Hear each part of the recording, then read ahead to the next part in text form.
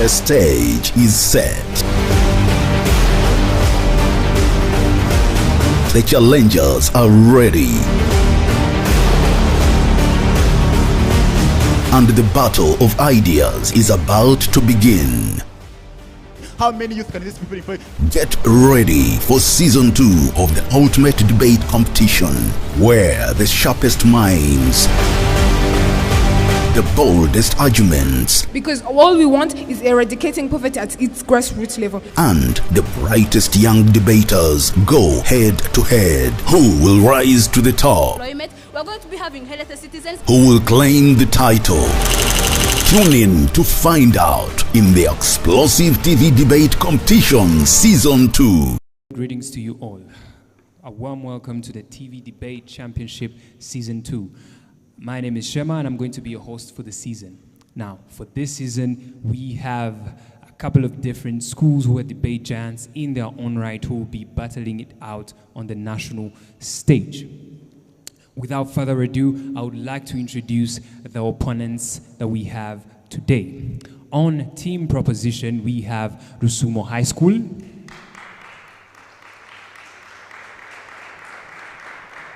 And on team opposition, we have Kagarama Secondary School. All right. Now, I would like to hand it over to our panel of judges to officially open up the debate flow.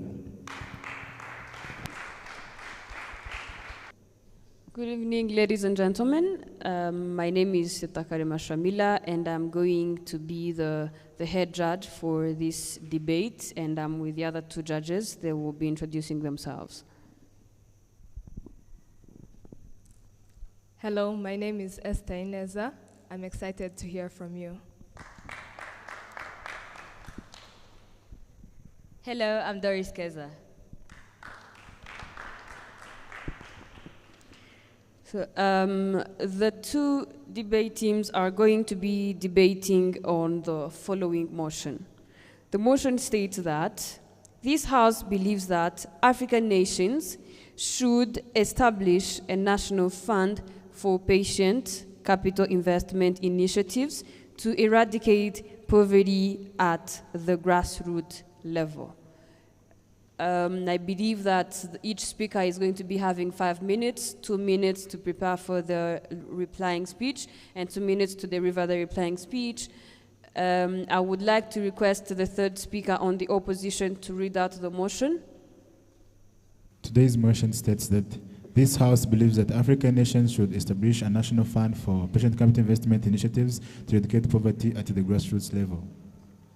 So, I believe that confirms that we have the same motion. Can we please have the first speaker of the proposition?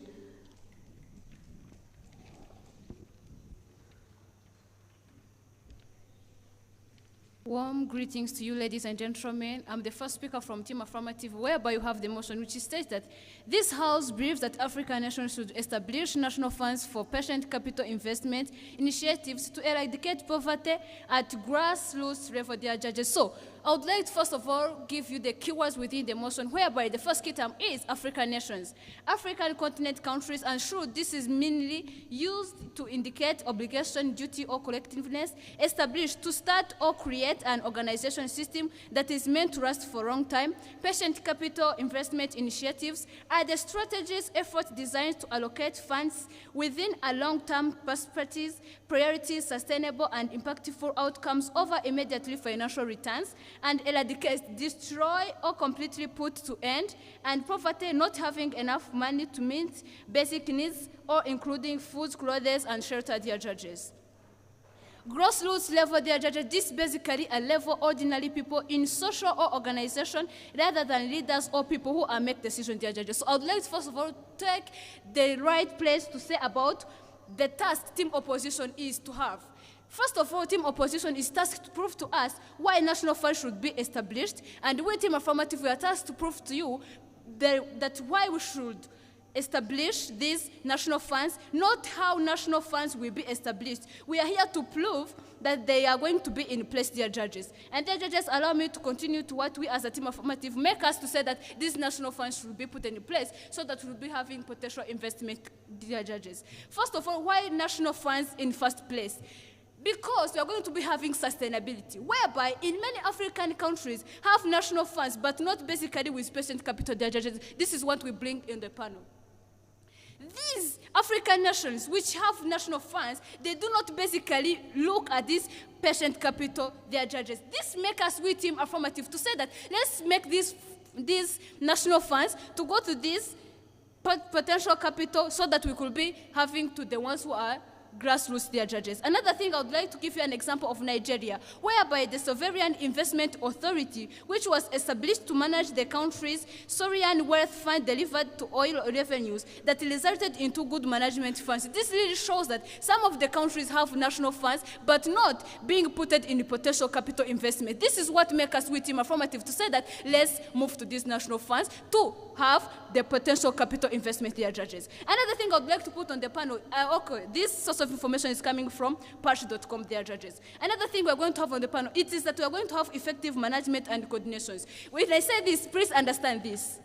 Firstly, we are going to have the private sectors and also national funds. So they are going to be working hand in hand, whereby the private sectors are going to be working hand in hand with national funds, whereby we are going to be solving the problem of corruption and the problem of embarrassment. So we are solving two things which will be like a problem that we are going to be having in the national funds, their judges. So let's first see that those problems are not going to be coming into place. That means that the grassroots people are going to be tackled on, and thereby we're going to be having the long-term effects, their judges not allowed. Another thing is that why patient capital investment in place? I'd like to present you that we're going to be having sustainability, which give effects in long term, so that we're tackling on grassroots people, their judges. Whereby I'd like to give an example. When we're going to be using these national funds within that, we're going to be having hospitals. The hospitals are going to be hiring people where it's going to become the thing of employment. We're going to be having healthy citizens, and poverty is going to be eradicated totally. So we need to prove you that we should bring these national funds within the place. And why African nations?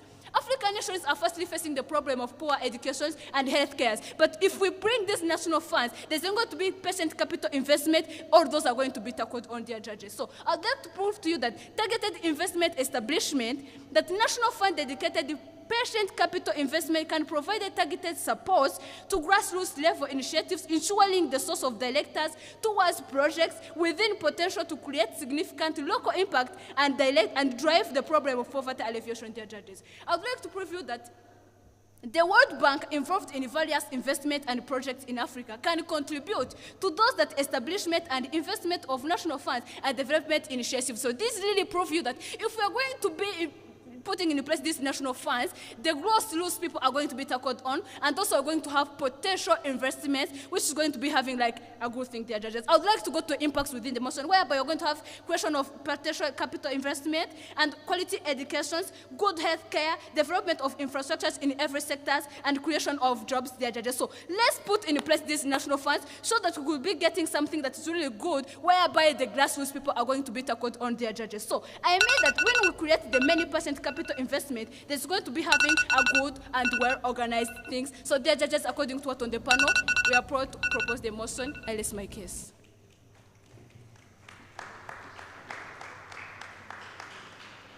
Thank you so much, dear Speaker. Can we please have the Speaker from the opposition?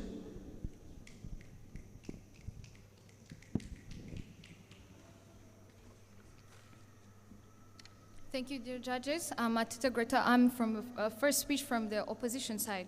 First of all, dear judges, where do we want to establish this national funding for patient capital investments? In African countries, dear judges, countries that have poor, countries that are poor, countries that are vulnerable, countries that have high debts. Now, we're proud to oppose today's motion, which said this House believes that African nations should establish a national fund for patient capital investment initiatives to eradicate poverty at the grassroots level. Explaining the keywords: national fund, a government-established pool of resources, typically financial intended to be used for specific initiatives. We also have patient capital investments, long-term investments that provide capital to ventures or projects without expecting immediate returns, allowing time for growth and development. Dear judges, please stay with the patience, which means we're going to get returns in the future. We also have grassroots level. What do we mean eradicating poverty at the grassroots level? It means targeting the most basic level of society, typically involving local communities and individuals who are often overlooked by large-scale economic initiatives. Now, dear judges, what are we trying to address? We're trying to address poverty that is in these African nations. We recognize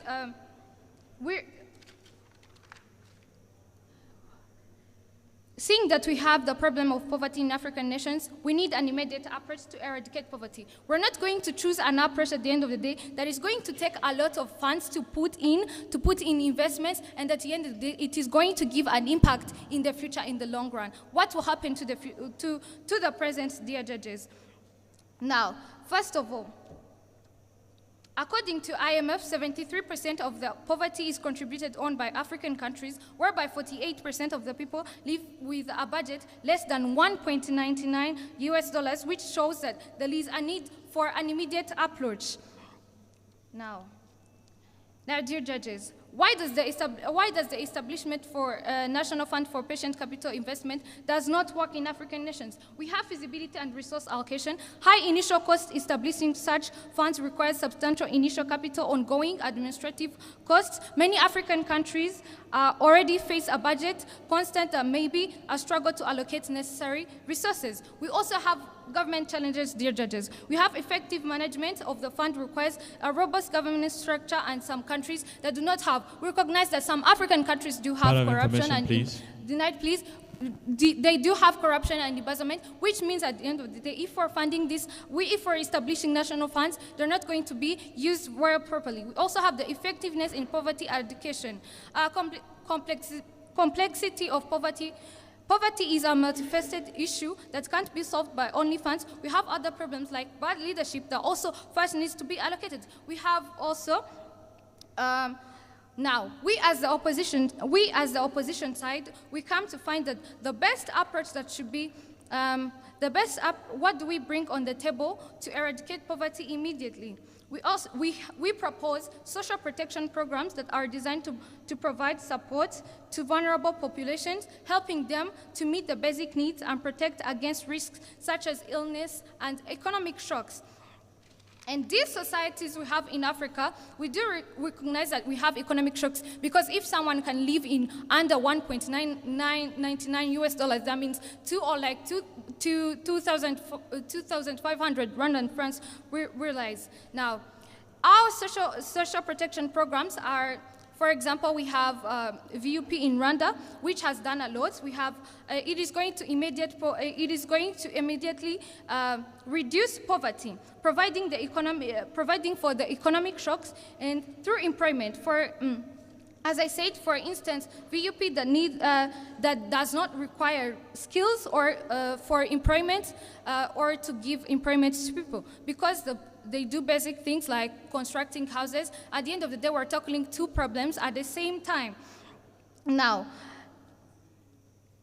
reminding you that Rwanda is the second fast developing country because it has empowered the vulnerable. Realize that Rwanda has done a lot through empowering these social protection programs, through investing in them more than the patient capital investment, because we do realize that the vulnerable people are the poor people. So if Africa can improve or invest in the social protection programs, that means they're eradicating poverty from the basis of the problem. Thank you, the judges. I rest my case.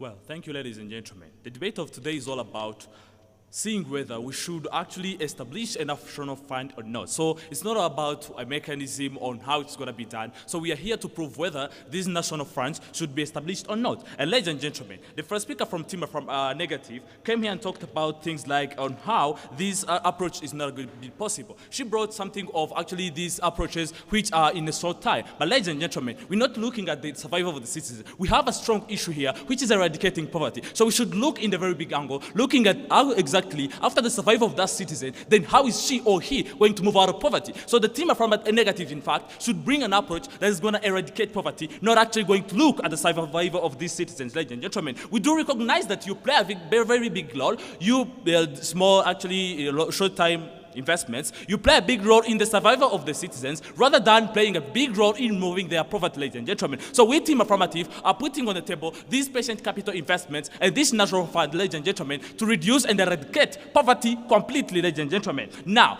let's give you on how this success of these national funds, ladies and gentlemen. In Nigeria, we have the Nigeria Sovereign Investment Authority. Focus, the NSI, invest in infrastructure projects, healthcare, and agriculture with a long-term perspective. It aims to support Nigeria's economic development and education through patient capital investments in critical sectors, ladies and gentlemen. A report from the International Monetary Fund in 2023, there has been assistance in the where large amounts of funding, including 5 million USDs in 2020, have been allocated to Africa for various national funds and development initiatives, ladies and gentlemen. To mean Africa is already receiving the funds, and we are not here actually to prove whether these funds should be given and how they should be given. No, the funds are there, the countries are able. So should we now establish or not, ladies and gentlemen? These actually national funds will actually basically go to these patient capital investments because in the first place, what are the problems that are causing Africa to be poor? That's low education, that's actually low healthcare, and that's what patient capital investment is going to do, ladies and gentlemen. Patient capital investment actually tackles these projects that are going to solve the issue in the wrong term, but addressing it completely, ladies and gentlemen. So we're not looking at actually a first and durable maybe approach, but we're looking at an approach that is going to address the problem from those people from the grassroots level, ladies and gentlemen. And who are those people? Those are the people with no education, those are the people with no basic needs, ladies and gentlemen. If you provide with a person basic needs today, how about tomorrow, ladies and gentlemen? So we should bring an approach that is going to create dependence of these people depending on themselves instead of actually depending on others. That's the approach of actually ensuring these actually patient capital investments, because they include education, they include healthcare, they include many infrastructures that are going to aid these people, ladies and gentlemen. They bought a case like in Africa, there are no national funds, but we basically see that in Rwanda, we do have the Agricultural Development Fund, which actually being successful. They have said Rwanda is playing a very big role in development of the second country developing well. But we know that, and you know why? It is because Rwanda has managed to create something like RDB and actually Agricultural Development Fund, which are funding the projects and the initiatives of the people who are going to develop. Now imagine Rwanda, if could actually establish a national fund that is going to tackle the patient capital investments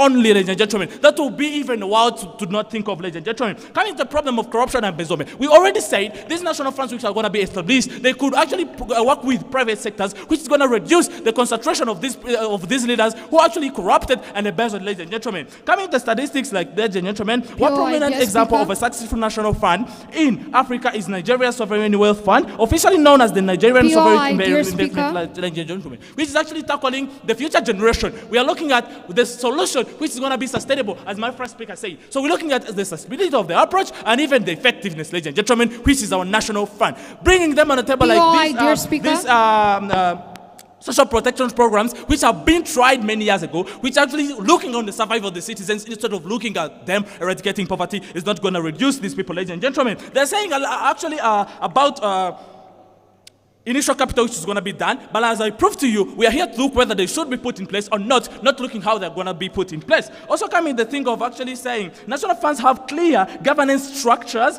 including independent boards, transparent decision-making processes, and accountability. So mechanisms, ladies and gentlemen. This was written in a book called What Are They and What They Do by Jason Vost. He tried clearly to mean that these national funds have a clear way of governance and they do have a clear management and a coordination which could not allow them to embezzle and corrupt, ladies and gentlemen. And even for the embezzlement and corruption and other stuff, ladies and gentlemen, the governments of Africa are also playing the role because they know they have that. And that's why they established imprisonment. That's why the government actually addressed that. Let's look at Rwanda, ladies and gentlemen, as an example. The corruption has been eradicated for the past years because, you know what? It is because they have tried to maximize and even try their best in this, ladies and gentlemen. Coming to all that, we African nations should put these national fronts to reduce poverty and even eradicate it. I'll rest my case.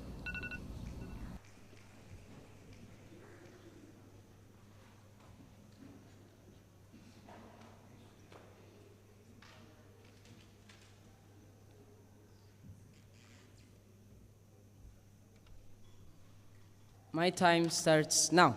Second speaker from the opposition side opposing the motion that says that this House believes that African nations should establish a national fund for patient capital investments initiatives to eradicate poverty at the grassroots level. First of all, we need to understand something that they have been talking about: who imprisons himself? Because if the government itself takes the corruption, then why do they imprison themselves? First of all, to clarify what I'm going to talk about, understanding that we are going to establish a national fund for patient capital investments initiatives in Africa, we should first understand the condition of Africa. How is Africa right now? Africa is characterized by the following things. First of all, humanitarian crisis. Humanitarian crisis includes epidemics like we have mpox, like monkeypox that is on the verge of destroying people. We have food shortage, for example, in the Sahel region, in Somalia, and also Djibouti. We also have natural disasters. 2, it is characterized by debt burdens. We will talk about a statistic that was got from the United Nations that shows almost most of the countries below the Saharan region have a debt burden that is even 100 greater than their GDP, which means they're even way worse. 3, corruption and embezzlement. This is seen also, based on the case study they have tried to prove that of Nigeria. We also bring a case study that also relates to Nigeria's oil study, where it shows that Nigeria lost billions of dollars because of the patient capital investment. Now you understand why. Because we need to understand that patient capital investments are investments that take long to mature and take long to give profits. These are investments that could give profits in 10 years to come. These are investments that could give profits in 20 years to come. Now we need to understand the status of Africa does not wait for these 10 years because we have people that are on the verge of dying because of hunger. They're on the verge of dying because of the epidemics that are coming out. They're on the verge of dying because of the natural disasters that are affecting them. But also are they on the verge of dying because of these debt burdens of the country they have, the poor government of the country themselves. But also, so we find the National Fund for Patient Capital Investments ineligible for this debate. Also, we talk about the economic instability that Africa has itself. Economic stability, this includes unemployment, the poverty at high rate, and also the vulnerable people, dear judges. We have to understand, we have to take ourselves back to the history to understand, will these people wait for the 10 years impact that is going to come after 10 years, or will they have already died because of hunger, because of lack of access to healthcare, because of lack of food, because of lack of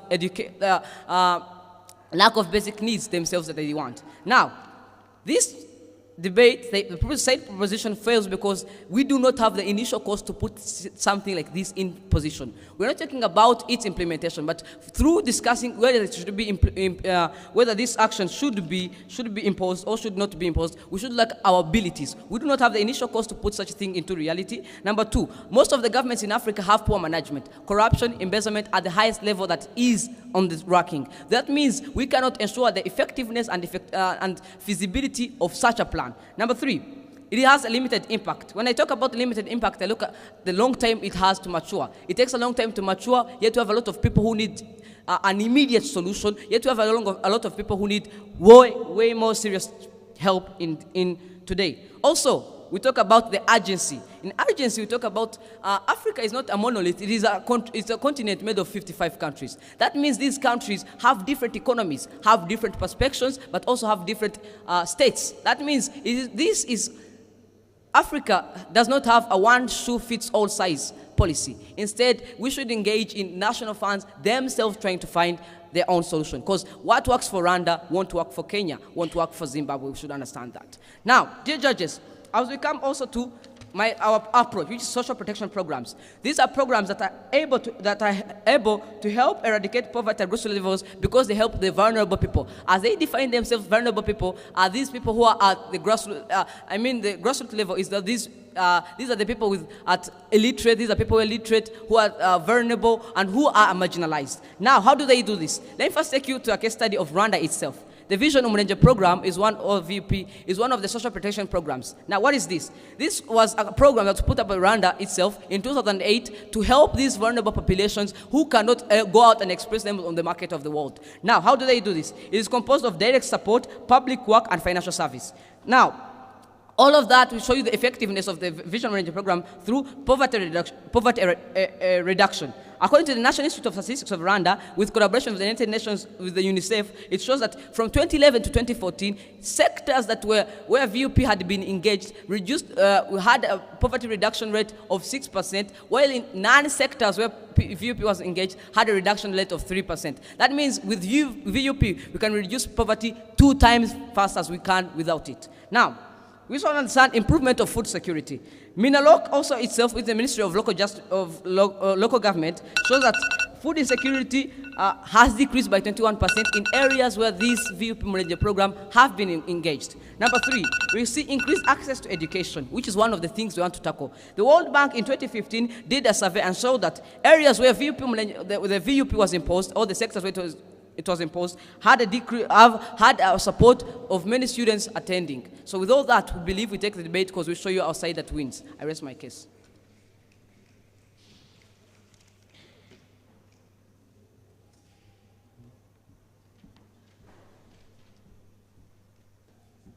Well, I thought I'd make it clear in the last speech, but it seems like Team Affirmative Negative did not understand. What I said about these patient capital investments, what did I mean? I mean they're actually tackling on that kind of a person who doesn't have basic needs. And I read to you well the causes of poverty in Africa and what makes that person first of all, what makes that person have these basic needs? It is because of lack of education, as you said. It is because of illiteracy. And that's what patient capital investments does. That's what these national funds are here to do. Ladies and gentlemen, these national funds are going to invest in these patient capital investments to require or even to put in place this quality education in Africa. One of the best, actually one of the first things that Africa is facing, it is because of no education, no quality education. And that's we, if Team Affirmative, are advocating for this national fund. He said about we can look at even its mechanism when discussing. But ladies and gentlemen, we clearly gave you the World Bank as it offers money to actually be invested in these national funds, ladies and gentlemen, because we are pretty sure the Team Negative would have brought it on the table.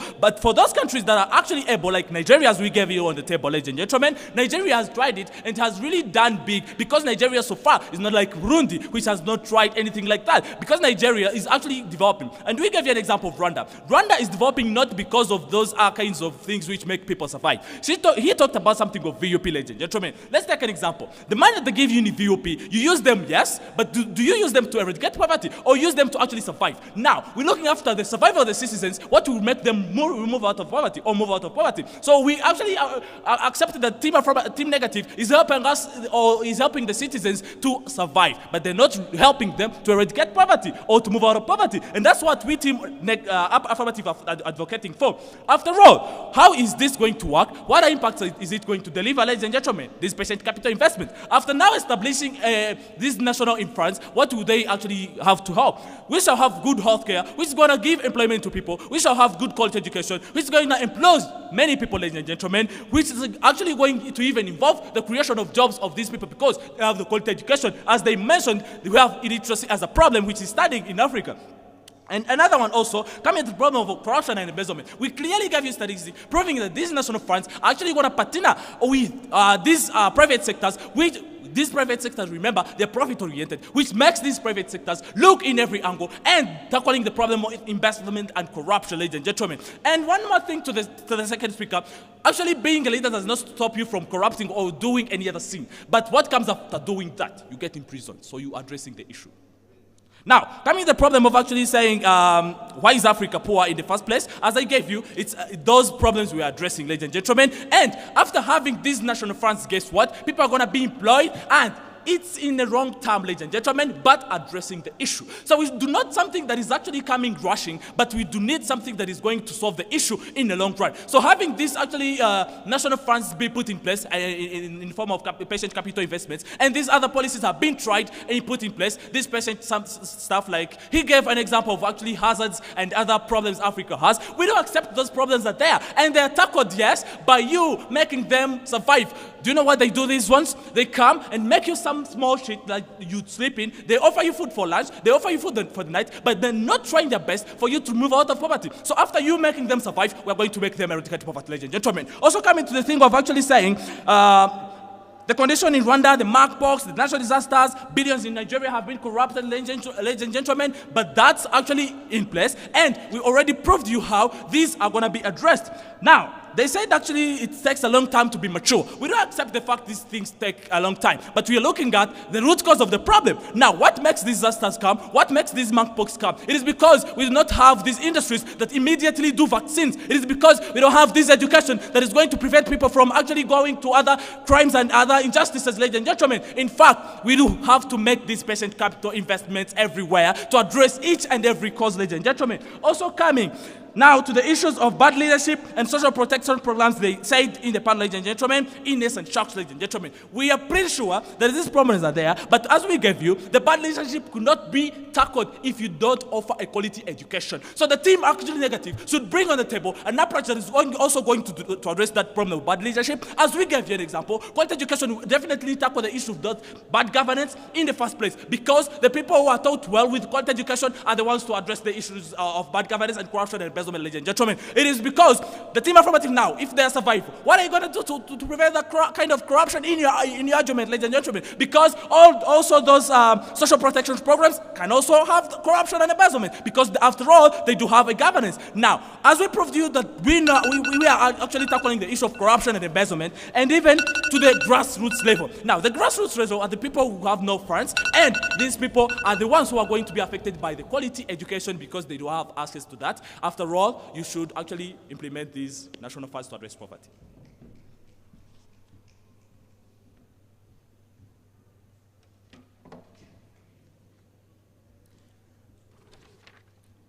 A Ugandan once said that at the bottom of the wine there always lies poison. We find patient capital investment in a world of assumptions being effective, but then in a world of reality we don't find patient capital investment being effective. On the points of clashes that the status quo of Africa or the holds, as my second speaker already said, humanitarian crisis, we have epidemics like monkeypox, of which you need to address as effective, as fast as possible, because whenever someone faces monkeypox right now, that is the same person who cannot be employed in the patient capital investment they're going for. At the end of the day, they are lacking skilled labor, because people are already unhealthy. To me, at the end of the day, we are not having even the labor enough for patient capital investment to be implemented. There are also natural risks, because according to the United Nations statistics, COP30 proves that the issues, the bad effects of climate change tend to be increasing by 2030, a 70% increase in the effects of climate change. But then, at the end of the day, if this capital investment, maybe they invest in road construction, at the end of the day, they're going to be constructing road, and then at the mid of the road construction, then there is too much rain that's going to be destroying the rain. At the end of the day, that is mismanagement. That is misusing of the resources that you already have. That is misusing of the finance that we already invested.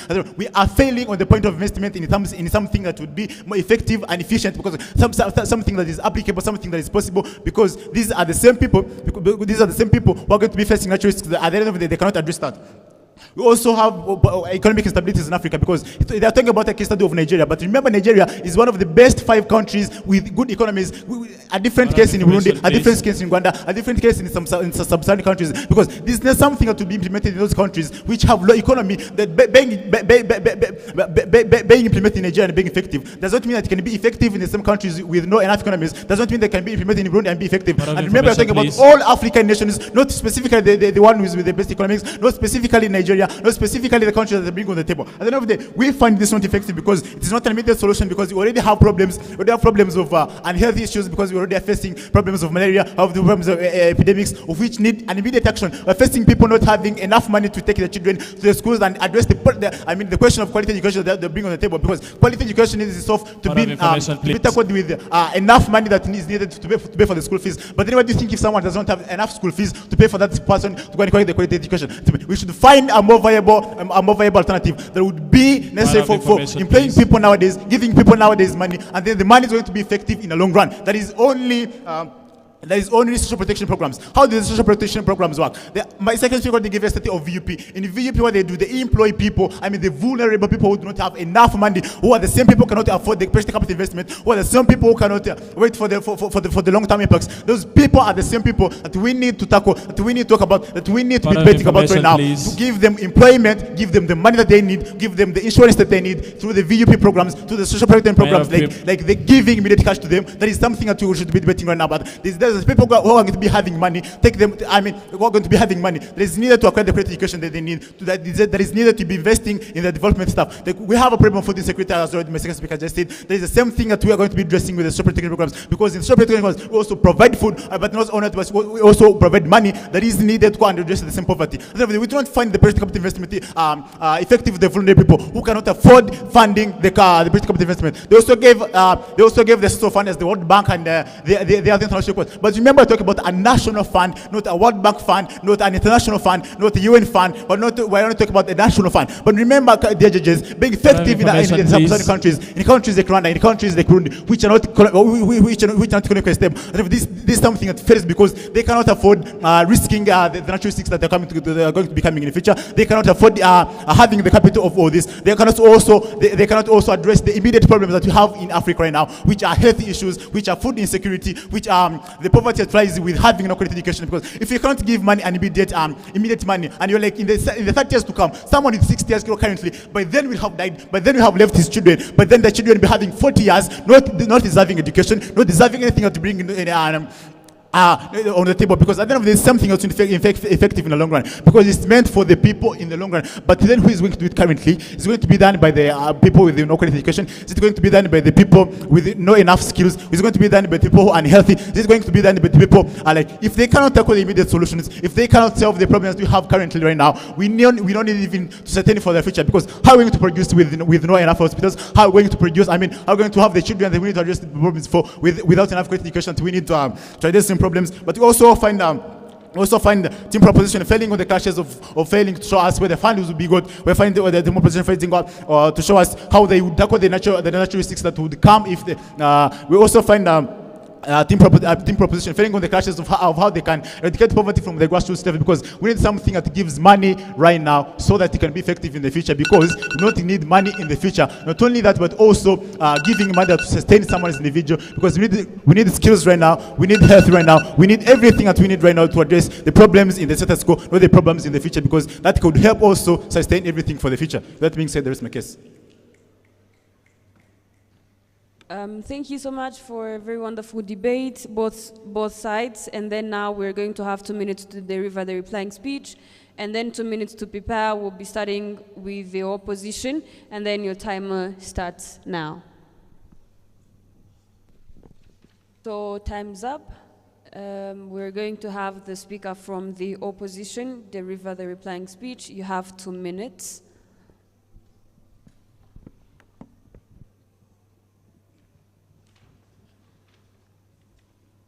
My time starts now.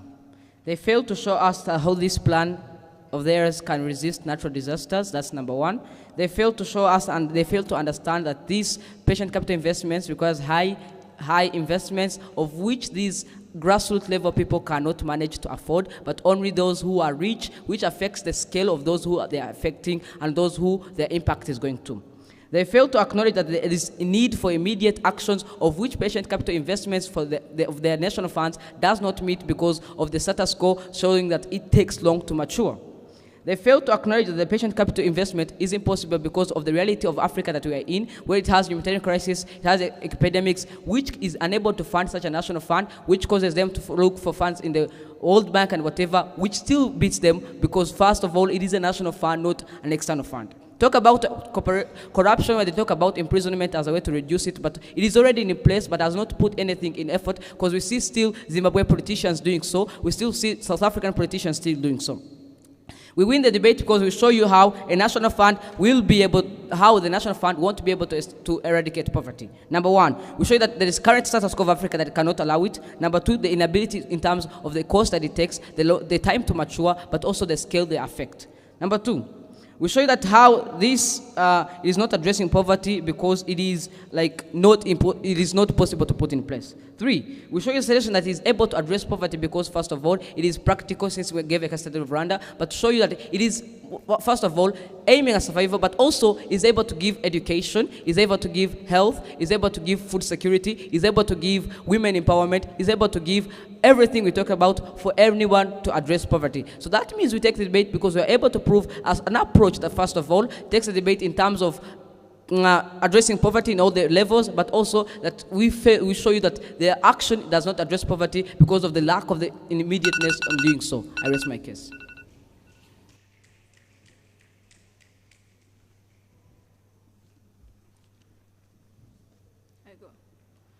Ladies and gentlemen, back to the reply speech, whereby team opposition brought some issues on the panel, whereby they said health issues, pandemic, food shortage, but we asked them, before them, what is the root cause? Whereby the root cause was bad government and healthcare, and these are going to be solved by patient capital investment, dear judges. And we do accept that these conditions are there, but why are those in place? Just because of the problem of poverty. And the debate is not all about the survival, the debate is about how to eradicate poverty, dear judges. So they brought in our approach the problem that we are going to face the problem of corruption and embezzlement, whereby we have proven to them how we are going to make them work in hand with private and national, dear judges, whereby the private is profit-oriented and national is about the people. So these people are going to work in place so that the problem of embezzlement and corruption is not going to be in our case, dear judges. They brought the case of social protection programs, whereby the second speaker asked them the question that this is going to be having corruption and embezzlement, but the third speaker from Team Affirmative failed to answer the question, dear judges. Another thing they brought on the panel, they think of bad leadership, whereby it's going to be addressed by the quality education, which is going to be proven by us, whereby the patient capital investment is going on to educate it because it's a long-term, dear judge. Another thing, they brought the things of money on the panel, whereby the African nations are be able to debate. We are debating about the African nations giving the national funds, not about the national funds will be established. So we are establishing the national funds, but it's instead the case they have been insisting us. We gave them the case study of World Bank, whereby it have offered $5 billion to invest in national funds, which means our things is going to be working, dear judges. Another thing, we have proven to them that within no basic needs, we have proven them that within the keywords that there is going to be the problem of basic needs. So people with gross land, grassroots, they have a problem of no basic needs and healthcare. So we are going to be putting in place these patient capital investments through the national funds, and these people are going to be having quality education, which is going to be leading to each and everything. So these judges, according to what we put on the panel, we think that proposition took the debate, at least all our cases, and we are really proud to propose.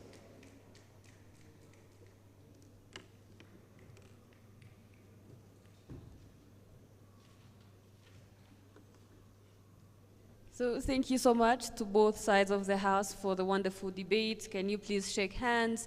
And then we are going to take 2 minutes for the judges to come to the verdict, and then we'll get back to you soon. I'll be handing it over back to the host, Hakidu. Thank you.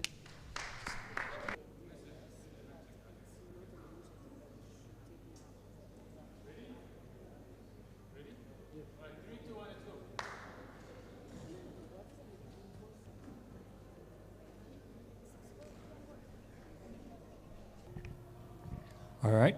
With me, I have the votes of the judges that will tell us the verdict of this particular debate. First judge voted for team opposition. The second judge voted for team opposition.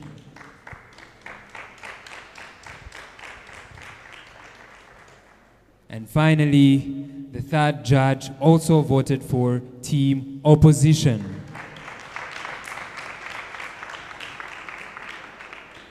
All right, after now we have had the verdict, I will pass it back to the judges to give the feedback and the reason for their verdict.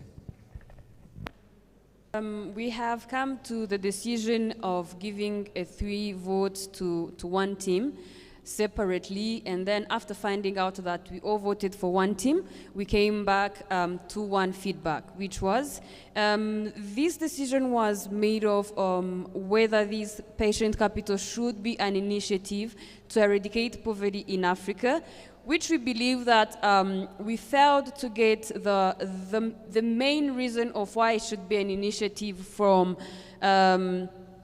side proposition, because the opposition continued on showing how this should not be an initiative because Africa first needs to survive.